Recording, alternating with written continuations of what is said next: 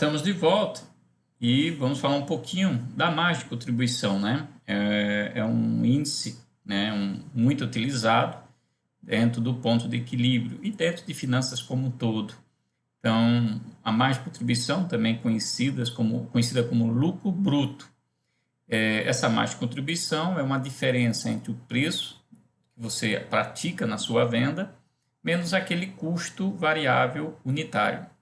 Então, esse é o que a gente chama de margem de contribuição unitária. A margem de contribuição total ou geral é aquele P vezes o Q para achar a receita com a venda e o Vzinho vezes o Q, que é o custo variável, vezes a quantidade, para achar o custo variável. E essa subtração a gente acha a margem de contribuição total ou geral. Então, é um índice muito importante porque você vai pegar um produto quando você vende ou um serviço, aquele valor que você apura, ele tem que ter uma sobra para você pagar as despesas fixas, água, luz, telefone, aluguel, computador, tudo aquilo que você tem que ter de retaguarda para a empresa funcionar. Então, é essa sobra entre o preço que você vende, abatendo o custo variável que entra no custo variável, o próprio custo da mercadoria que você está vendendo ou utilizando para o serviço, entra aí os impostos, entra aí frete, entra aí comissão, inclusive taxas de cartão quando você vende no cartão de crédito. Então, abate tudo aquilo que vai acontecer toda vez que você realiza ou uma venda ou um processo produtivo. E o que se espera aí é que você tenha um resultado positivo para poder exatamente pagar as despesas fixas. Quanto maior a sua margem de contribuição, menor a quantidade de mercadoria necessária para você vender para se pagar as despesas fixas. Isso é, o seu ponto de equilíbrio fica menor. Se você tem uma margem de contribuição, isso é uma sobra pequena entre o preço e o custo variável, você tem que vender muito para conseguir alcançar o ponto de equilíbrio. Para vocês entenderem, por exemplo, você comparar um supermercado de varejo e um supermercado de atacado, observe que o mercado de atacado ele tem um preço menor do que o supermercado de varejo. Só que no varejo, mesmo eu vendendo menos, às vezes eu tenho um lucro maior do que o atacado vendendo bastante. Mas por quê? Porque no varejo eu tenho uma margem maior, isso é, o preço é mais caro do que no atacado, então cada mercadoria que eu vendo, eu tenho uma margem grande.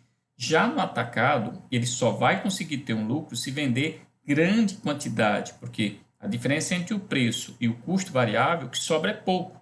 Então, só vai ter resultado se vender muito.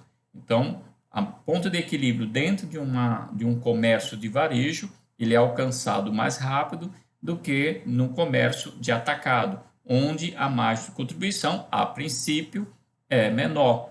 Você só ganha se vender bastante. E é por isso que quando você vai comprar em grande quantidade, você normalmente pede um desconto. Por quê?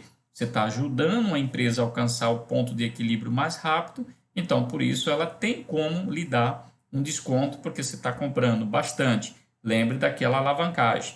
Uma venda maior faz com que minhas despesas fixas elas sejam rateadas e com isso eu consigo um lucro maior, exatamente por causa desse rateio. Então vai acontecer a mesma coisa com a margem de contribuição. Se eu tenho uma margem de contribuição alta, ela vai me ajudar a ratear mais rápido as minhas despesas.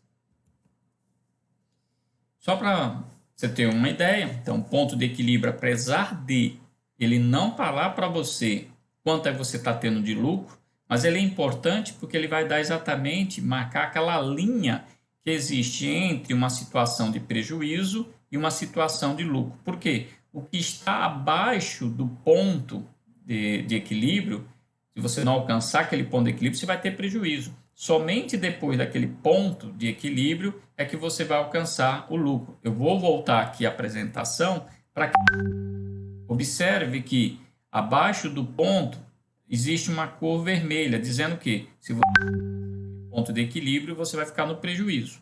E veja que depois do ponto de equilíbrio é azul. Isso é, dali para frente você vai passar a ter lucro.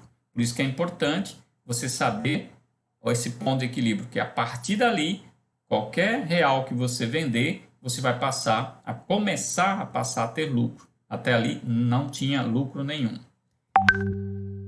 Então, só para vocês terem uma noção, vamos pegar um exemplo aqui de uma empresa. Vamos supor que você tem uma empresa e que você planeja vender os seus produtos. São vários tipos de produtos, mas há um preço médio unitário de R$100. Então, cada produto em média R$100.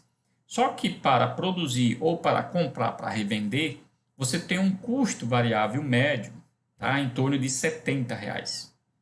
Além disso, há um gasto fixo, né? Custos fixos mais despesas fixas. Então, por isso que eu posso falar custos fixos ou despesas fixas, na ordem de 12 mil mensais. Sendo que esses 12 mil mensais, 10 mil refere-se a despesas operacionais, água, luz, telefone, aluguel, contador, folha, essas despesas do dia a dia, e 2 mil refere-se a despesas financeiras, empréstimos, financiamentos.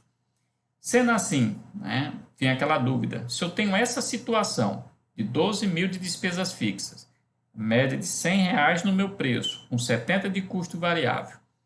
Pergunta muito interessante, quanto é, nesse caso, a sua empresa tem que vender ou faturar, que a gente usa o nome às vezes, para garantir que não tenha prejuízo, que é o ponto de equilíbrio contábil. Nem tem o lucro, nem tem o prejuízo. Daí para frente agora só vai ser lucro. E também posso calcular quanto é que eu tenho que vender para obter um lucro de R$3.000 mensal. Vamos supor que essa é a minha meta. Então eu vou usar aquele outro ponto de equilíbrio que eu falei, o ponto de equilíbrio econômico, quando além de pagar todas as minhas despesas, isso é, custos variáveis e despesas fixas, eu ainda quero que sobre R$3.000. Bom, nós vamos aprender a fazer esse cálculo aqui. Eu não vou fazer agora, só vou fazer lá na frente com vocês. Mas está aqui o histórico, situação muito próxima do real, e eu preciso saber como é que eu vou alcançar esses dois pontos de equilíbrio, sem lucro e tendo lucro também. Bom, vou dar um intervalo, já que a gente vai mudar de assunto e eu não quero também que a aula fique muito longa, e daqui a pouco a gente volta.